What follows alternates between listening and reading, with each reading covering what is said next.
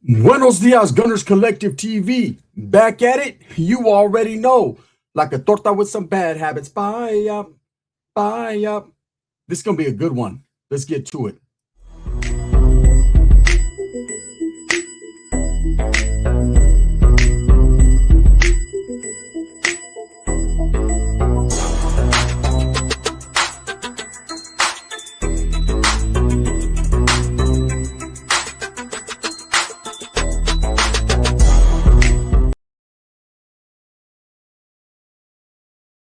Welcome back to the channel. And if you haven't already hit that like and subscribe button, make sure you go ahead and do that.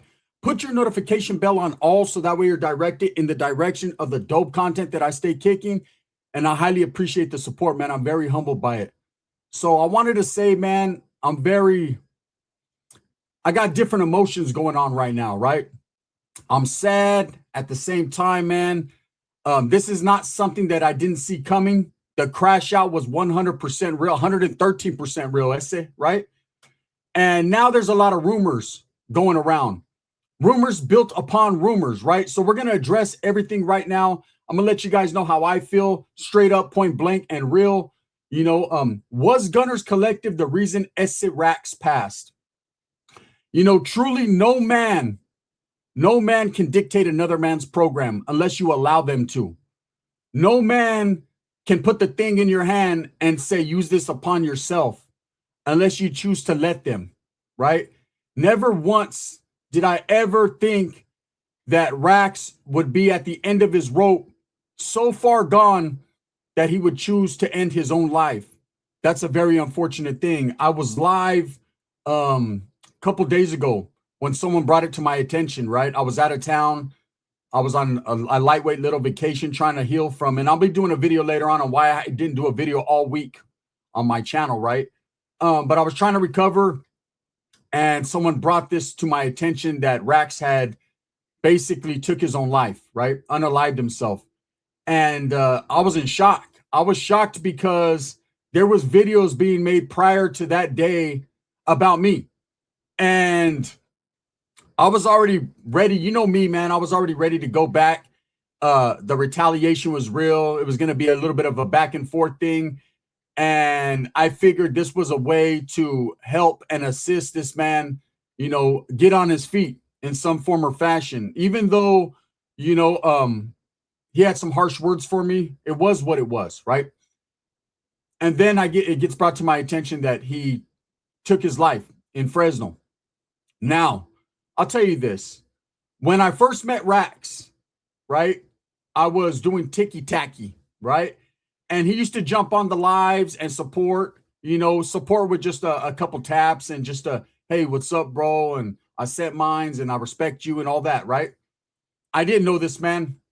Never had met him. Just like a lot of people, you know, you don't meet, they become supporters. You see them from time to time in the lives. You recognize their name and it's like, hey, man, thank you. Thank you for the support. Because people are taking the time out of their day to come in and at least recognize your hard work, at least recognize what you're doing, right?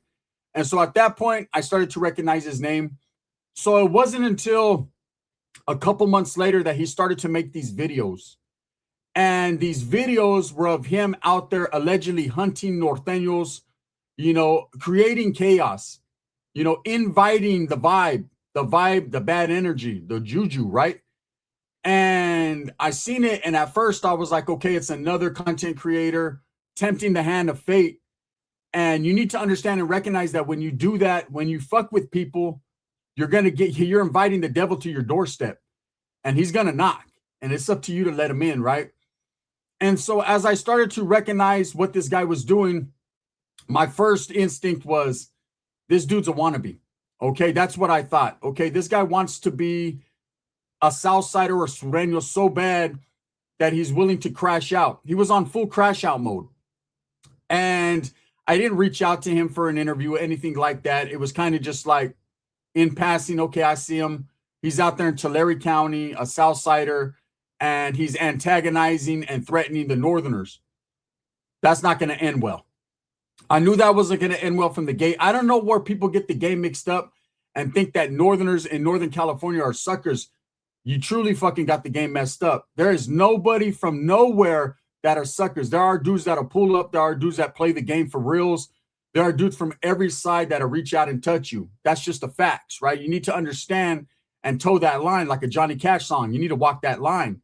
But this man was going above and beyond the antagonizing, the threatening, and was posting videos, cruising through neighborhoods and doing all that. So I seen it and I said, okay, I'm not going to touch on that. Then he reached out to me. What's up, Gun? This is Essie Rax. And I recognized the name from the lives. And I was like, damn, bro, that's you with all those videos? I put 2 and 2 together. And he's like, yeah, this is me. And I'm like, damn, bro, what are you doing? Because, see, my first intention with people is positive. I want them, first of all, saludos, nice to meet you. Then it's like, bro, what are you doing? I've been there. I've done that. I've been on crash out mode. I've been incarcerated. You know, I've been fighting cases. I've been through the bullshit from the top to the bottom. I know how it is, and I know how he was feeling until he told me his story. And he asked me for an interview on my channel. Bro, I support your channel. I watch your channel. We should do an interview. I got a crazy story to tell. I want to tell my story. And he ran me down the whole story behind the scenes about being a Northerner and being ostracized from the Norteño movement, basically being put in bad standings, and then becoming a Southsider, which I thought was crazy because I had never seen that transition right there. I'd never seen that flip-flop. You know, I've heard stories about dudes when they were young being Norteños or Southsiders and then moving, you know, and no one knows their business. And then all of a sudden they're in a barrio and they start claiming that neighborhood and they're fully dedicated. You know, I have a homeboy from my neighborhood who was running around as a Crip. I have a homeboy in my neighborhood who was running around as a dog, right? From Fresno. So I know how that is, but we're talking about an active Norteño that was actually incarcerated. You know, there was always a rule, an unspoken rule in my life. Once you cross the thresholds of those gates, the county jails, the juvenile halls, the CYAs, the prisons, whatever it is, and you are what you are, you better stick to it. That's you forever. Your name is in the history books. You're in, right? So I had never seen someone go in incarcerated as an active Norteño, even in the youth authority, right? Function as a Norteño and then double back later on when it didn't work out and say, now I'm a Southsider. I had never seen that, right? So I thought the story was intriguing. So anyways, I warned this guy, like I warned every other person that goes on my channel, look, bro, you know my standings. You know I'm not an active gang member.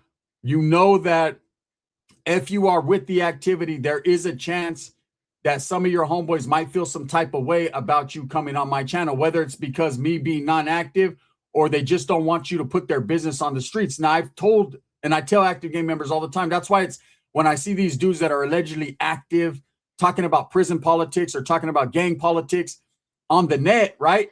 It trips me out because when I was active, I would have never even imagined doing interviews or doing anything like that. It just wouldn't have been, I wouldn't have had the time for it. I was too busy activity, right? So I couldn't, nor would I, you know, even contemplate it. So I warned that man. I said, listen, bro, going on my channel could possibly get you in trouble amongst your people or shed a bad light on you. Or, you know, it could be just what you want. His exact words was, bro, I don't give a fuck. I don't care, bro. You know, I'm Essie Rax. I'm with the business. I'm this, I'm that. I said, okay, are you sure? I guess my better intuition, my better intentions, my better intuition, did I allow him to go on my channel? But I did. I did the interview. And if you watch it, it's still posted on my channel, the original interview with Rax, right? I think it's the only interview with Rax, to be totally honest. And I got the story out, the story he wanted to tell. I try to be professional about it.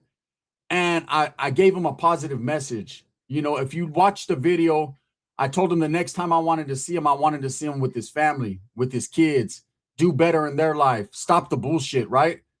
Pay attention to what's going on around him, take care of his business. And you could see it and hear it in his voice that he was open to listening, but he was already so far entrenched in his ways of thinking, in his crash out, that he was hearing me, but he wasn't hearing me, right? You could see someone, you could hear someone, but you can't see him, right? And that was the most I could do, was give him a positive outlook on life, let him know that there's people that cared, there's people that want to see him do better, and all that, right? So that was that. Well, Just like I said in my last video about Rax, when you go out there seeking something, you're going to find it. And sometimes what you find is not going to be what you were looking for, but you're going to find something. And over the course of time, this man doing these videos, you know, talking shit about Norteños, disrespecting them, going into their neighborhoods, flashing weapons, hitting people up, people that are just minding their own business, doing these things, whether it was for clout, whether it was for what he said was a Sureño movement takeover in Tulare County, whatever it was for, right? This man was upset. Now I could tell you the background. I could tell you why he was so upset. And really, honestly, that was things that he shared with me and things he shared with everyone else. He was pretty upset because he had lost his family, and he felt he lost his family to the Norteño cause, right? And with that came a hatred, a seething hatred for the Norte, man. And I get it. I understand. You know, something sets you off. You feel like you got done wrong, especially by homeboys that you fought side by side with, shoulder to shoulder. You're going to feel some type of way. We've heard the stories over and over again. But it's never enough to crash out. You know, you could always bounce back. You could always hit the Chicano U-turn. You could always double back. And I felt that this guy had the motivation and the mind to do that. But the more videos he made, the more he put himself out there, the less that he became able to obtain that, because he was distancing himself from his family, getting closer to incarceration or death. And ultimately, that's the way it ended up, if that's what happened, right? So now, several months later, he continues to do these videos. From time to time, we tap in on the DMs. I got the DMs, right? We tap in, hey, bro, how you doing? Oh, I'm doing good, gun. You know what I'm saying? I appreciate that live, all that. There was never no, hey, man, I'm in trouble. There was never any of that. Then videos start popping up of Rax getting knocked out his shoes, right? At what looks like a bus station or train station or Amtrak or something. And at first I didn't notice these videos. And then people are bringing it to my attention. They're sending me videos. What happened to your boy Rax? What happened to your boy Rax? And I'm seeing it, and it's not a good look. He was put in a compromised position. You know, you can't win them all. Sometimes you're going to take the L's. And there were certain things in those videos that might have made him look less than average, right? It might have made him look like he wasn't trying, like he didn't want that smoke. That same smoke that he was trying to get from all those other people when he was disrespecting them, when he had the upper hand. But I've been put in positions like that, you know? We seen the notorious Chito Rana video where he's at the probation department. There's a northerner going in on him, and Chito's just sitting there taking it like, all right, cool, cool. But you could see the look on his face. He wasn't going out like that. He just knew his time and his place. And that wasn't the time or the place. And I respect that. You know, sometimes there's children around. Sometimes there's, you know, just old people or people in the community. You can't do what you want to do, or you get put in a position where you don't got the upper hand and you just got to take it, homie. Where I've had the pistol pulled on me, where I got my kids right there with me, and there was nothing I could do about it. And I was gritting my teeth and I was pissed. I've told that story in the past, right? So I didn't automatically judge this guy by these videos that we're putting out there. They were harsh looking videos. They made the legend of Rax and what he was trying to accomplish diminish.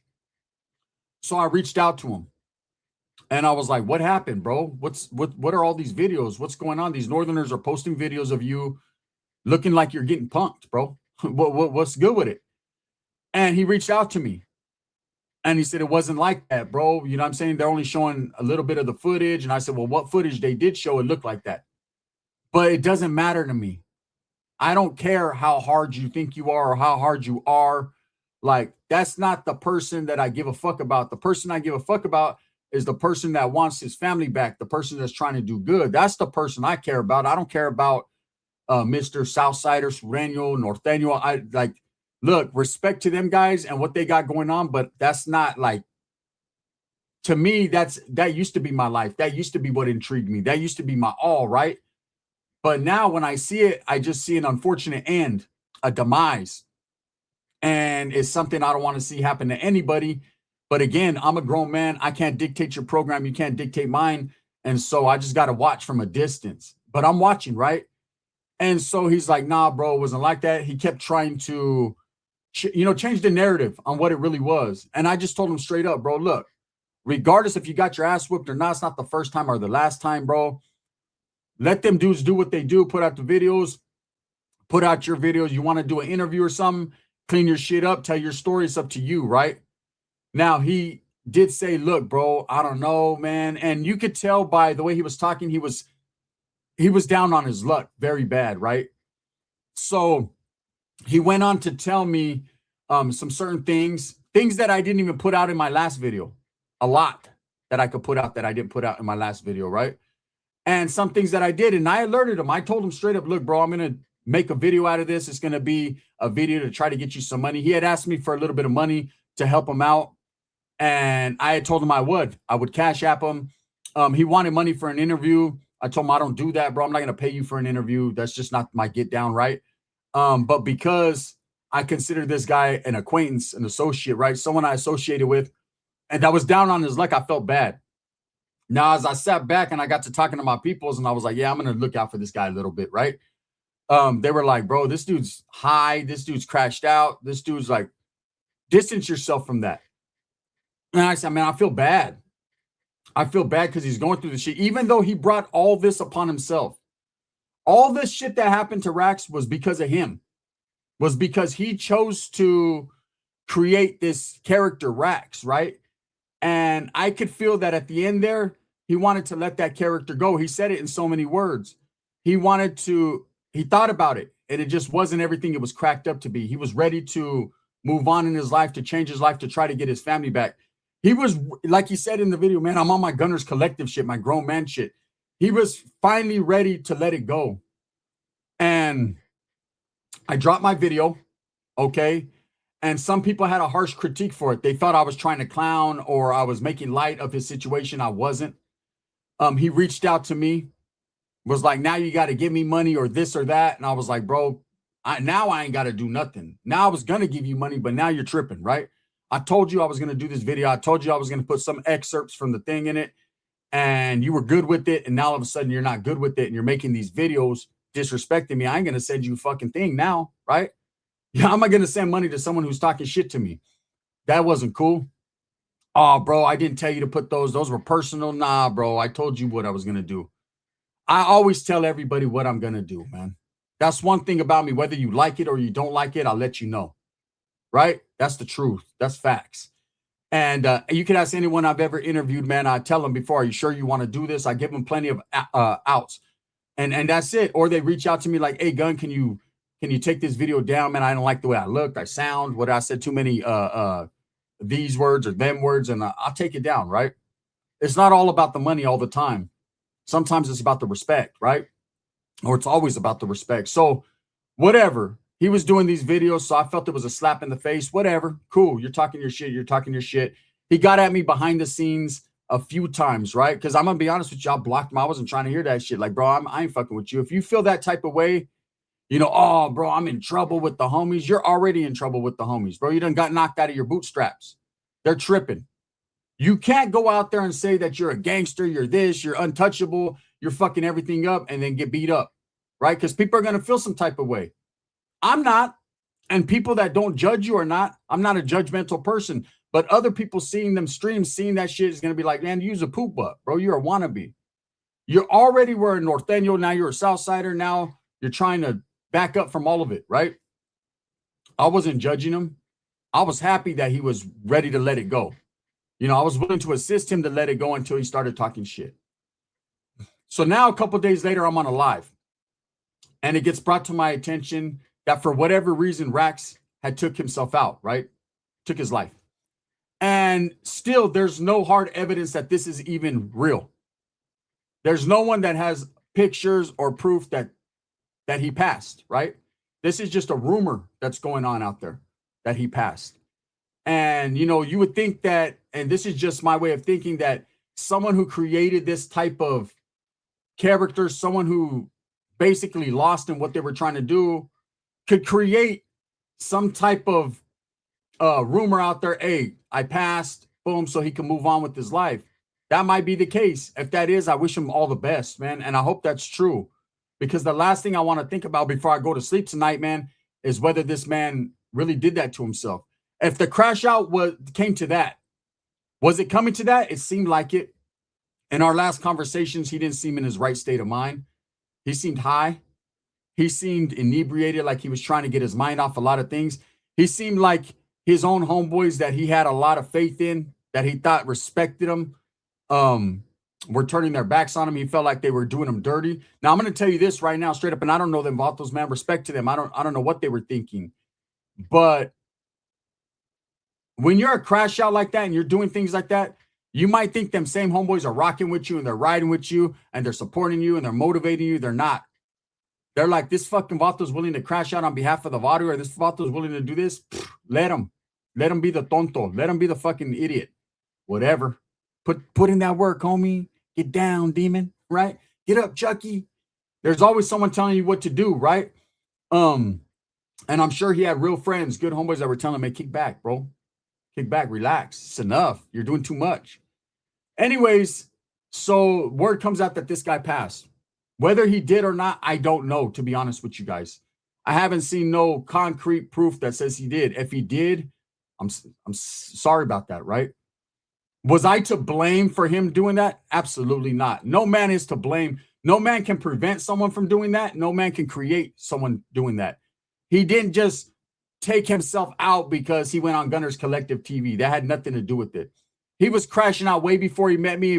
If he would have never met me, this probably would have happened. You know, understandably, this guy created this persona, this Southsider legend that could not be touched. That's how he felt. And he got touched, and he couldn't live with that. He couldn't live with the fact that now his own homeboys were feeling some type of way about him.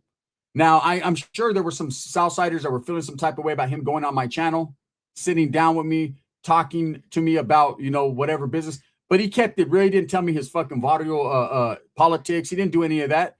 He just told me about his life. And if that was the reason to go in on him because he told me about his life, then to each their own, right? I'm saddened to hear about this loss if it's real, man. This wasn't cool, because forget all the bullshit. See, when someone loses their life, the beef is over with me. There is no more beef. There wasn't even a beef. It was just someone who wasn't in their right state of mind, forgetting what they told me. I'm good with that, right? So now you have cocksucker, Adam, 22, Mr. fucking everybody, get my old lady and do it from the back, right? Mentions me on his little live or whatever. Oh, it's Gunners Collective's the reason that this guy did this to himself. Yeah, you're the reason why Brick Baby's locked up. You're the reason why Big U's locked up. You're the reason why C-Mac was locked up. You're the reason why a whole bunch of people are locked up, stupid. So stop it, right? That's why I tell people, watch out when you go on that platform. Not because you're going to get a good interview, because you're going to get interrogated. But whatever, man, you could blame me. Everyone could blame me for the demise of Rax. But what you really got to do is look at what that man was doing, and he needs to take full accountability for himself, right? And that's what's up. I didn't pressure that man to do anything, and I try to warn him, you know, and I don't think him going on my channel was the reason for his demise. He was crashing out way before that. Anyways, let me know what you guys think. The haters are going to blame me. Hey, my baby's mama, my ex-baby's mama, she died of cancer. I got blamed for it, right? Like I created it. Easy-E died of SIDA, and they said I gave it to him. Man, I don't know what the fuck's going on here, right? I get blamed for everything. Blame it on Gunner. I guess this is blame it on Gunner season again, man. It's good to blame Gunner this time of year, yeah, right? Look, I'm not making light of this. Rest in peace to Esset Rax if he's truly passed, and I wish he didn't, man, make that decision. But ultimately, that decision was his, and no one dictated that program. With that being said, thumbs up or thumbs down. Heavy's going to be the head that wears the crown. I'm going to continue to strive, struggle, and strive for what I truly and honestly believe in, and that's the betterment of all people. If you guys want to find out why I didn't do a video for a whole week, man, make sure you guys tap in. I'm going to be dropping that video later on today. Let you guys know what happened, man. I done almost lost my life around this motherfucker for reals, right? This video is sponsored by Vaudeville Liquors in Turlock, California, the real Central Valley. If you ever pull up to Turlock, pull up to the Vaudeville and get you something cold to drink. Also by Sticks and Stones Yard Service in Tucson, Arizona. If you live in the Tucson or surrounding areas, make sure you tap in with Sticks and Stones for that yard work, man. He's got you. Mention Gunners Collective TV or the Dubs channel, and you can get that 10% discount. Bang, bang. Rest in peace, Esset Rax.